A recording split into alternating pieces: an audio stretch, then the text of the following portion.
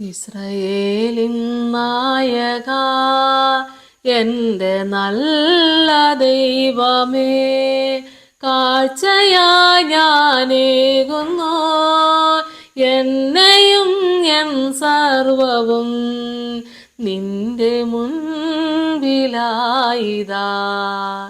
സ്വീകരിക്കണമേ പ്രഭു.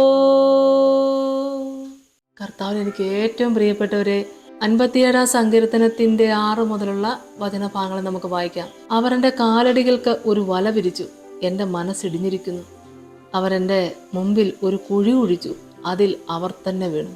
എൻ്റെ മനസ്സുറച്ചിരിക്കുന്നു, ദൈവമേ, എൻ്റെ മനസ്സുറച്ചിരിക്കുന്നു. ഞാൻ പാടും, ഞാൻ കീർത്തനം ചെയ്യും. എൻ മനമേ ഉണരുക, വീണയും കിന്നരവുമായുള്ളവേ ഉണരുവിൻ.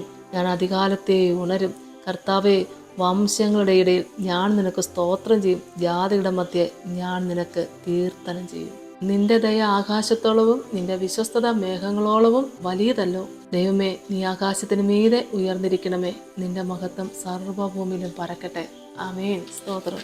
ശത്രുവിനെ മുന്നിൽ കണ്ടു, ശത്രുക്കൾ ഒരു കൂട്ടം തന്നെ പിന്നാലെ ഓടിച്ചിട്ട് പായിക്കുന്നൊരനുഭവം. അപ്പോഴും ദൈവസനിൽ അഭയം പ്രാപിക്കുകയാണ്. അവർ എൻ്റെ കാലടികൾക്ക് ഒരു വല വിരിച്ചു, എൻ്റെ മനസ്സ് ഇടിഞ്ഞിരിക്കുന്നു. അടുത്ത വചനം നമ്മളെ കേൾപ്പിക്കുന്നു, അവർ എൻ്റെ മുമ്പിൽ ഒരു കുഴി കുഴിച്ചു, അതിൽ അവർ തന്നെ വീണു. എൻ്റെ മനസ്സുറച്ചിരിക്കുന്നു, ദൈവമേ, എൻ്റെ മനസ്സുറച്ചിരിക്കുന്നു. ശത്രുവിന് വിട്ടുകൊടുക്കാതെ കാത്തുപരിപാലിച്ച ദൈവത്തിൻ്റെ മുമ്പിൽ ദൈവത്തെ മഹത്വപ്പെടുത്തുകയാണ്. ഞാൻ പാടും, ഞാൻ കീർത്തനം ചെയ്യും. എൻ മനമേ ഉണരുക, വീണയും കിന്നരവുമായുള്ളവേ ഉണരുവീൻ. ഞാൻ അധികാലത്തെ ഉണരും. കർത്താവേ, വംശങ്ങളുടെ ഇടയിൽ ഞാൻ നിനക്ക് സ്തോത്രം ചെയ്യും. ജാതിയുടെ മധ്യേ ഞാൻ നിനക്ക് കീർത്തനം ചെയ്യും. കീർത്തനം ചെയ്യാതിരിക്കുമോ ദൈവമക്കളെ? ഇത്രമാത്രം അത്ഭുതം പ്രവർത്തിച്ച ദൈവത്തിൻ്റെ മുമ്പിൽ കർത്താവിനെ മഹത്വപ്പെടുത്തിയില്ലെങ്കിൽ പിന്നെ എന്തിനാ ദൈവമക്കളെ നമ്മുടെയൊക്കെ ഈ ജീവിതം? യേശുവേ സ്തോത്രം. നിന്റെ ദയാകാശത്തോളവും നിന്റെ വിശ്വസ്തത മേഘങ്ങളോളവും വലുതല്ലോ. ദൈവമേ, നീ ആകാശത്തിന് മീതെ ഉയർന്നിരിക്കണമേ. നിന്റെ മഹത്വം സർവ്വഭൂമിയിലും പരക്കട്ടെ. കർത്താവിൻ്റെ മഹത്വം സർവ്വഭൂമിയിലും പരക്കട്ടെ എന്ന് പറയുമ്പോൾ ഈ ദൈവം തൻ്റെ ജീവിതത്തിൽ പ്രവർത്തിച്ച കാര്യം സകല ജാതികൾക്ക് മുമ്പിൽ പറയുകയാണ്. അമേ സ്തോത്രം. ലജ്ജ കൂടാതെ ദൈവം ചെയ്ത ഉപകാരങ്ങളെ പറയേണ്ട ഒരു ദൈവം നമ്മളെല്ലാവരെയും സഹായിക്കട്ടെ. നമുക്ക് പ്രാർത്ഥിക്കാം.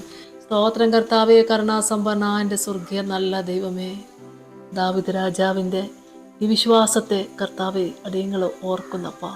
എൻ്റെ യേശുവേ, ശത്രുവിനെ മുന്നിൽ കാണുമ്പോൾ, ശത്രുവിൻ്റെ ഒരു സൈന്യത്തെ മുന്നിൽ കാണുമ്പോൾ, ചുറ്റിലും കാണുമ്പോൾ ദൈവത്തിൽ അഭയം പ്രാപിച്ചുകൊണ്ട് തനിക്ക് വേണ്ടി പ്രവർത്തിച്ച ദൈവത്തെ മഹത്വപ്പെടുത്തിക്കൊണ്ട് ദൈവത്തിൻ്റെ മഹത്വ സർവ്വഭൂമിയിലും പരക്കട്ടെ എന്ന് കർത്താവെ ദൈവസനിൽ അപേക്ഷിക്കുന്ന തൻ്റെ അഭിഷക്തനെ ഈ സമയത്ത് അടിയങ്ങൾ ഓർത്ത് പ്രാർത്ഥിക്കുന്നപ്പ. ദൈവമായ കർത്താവെ, അടിയങ്ങളുടെയൊക്കെ ജീവിതത്തിൽ എൻ്റെ ദൈവത്തെ മഹത്വപ്പെടുത്തുവാൻ എൻ്റെ കർത്താവെ ഞങ്ങൾക്ക് ഏറെ കൃപയും കൃപാവരങ്ങളും തന്ന് അനുഗ്രഹിക്കണമേ.